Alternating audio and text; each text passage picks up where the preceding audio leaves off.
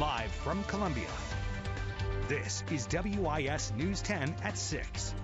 Live, local, now.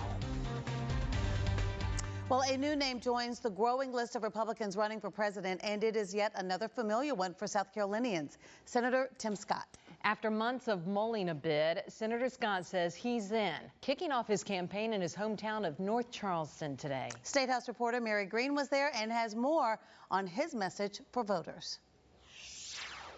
Just over a month ago, Senator Tim Scott launched an exploratory committee, signaling he was ready to join this growing Republican field. On Monday, Scott made it official, kicking off his 2024 campaign here at his alma mater, Charleston Southern. Let's go! A packed gymnasium crowd fired up by Senator Tim Scott's big announcement Monday. That I'm running for president of the United States of America!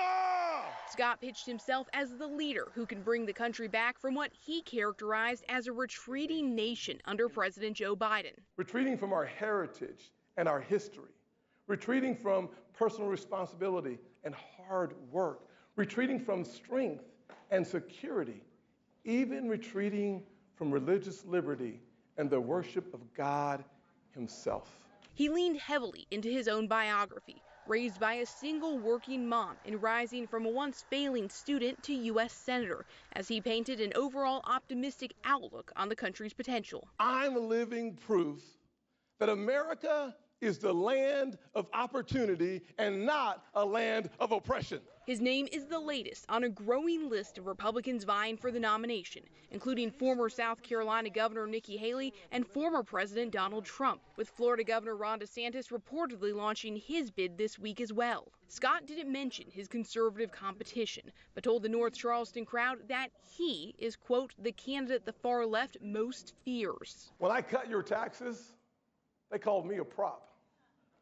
When I refunded the police, they called me a token. When I pushed back on President Biden, they even called me the N-word. I disrupt their narrative. I threaten their control. The truth of my life disrupts their lives.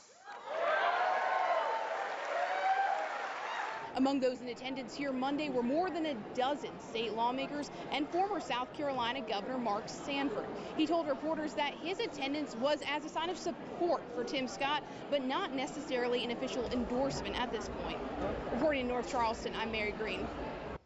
And in a statement sent ahead of Senator Scott's announcement today, the Democratic National Committee Chairman Jamie Harrison said there's no question that special interests are celebrating as Tim Scott throws his hat into the 2024 race for the MAGA base.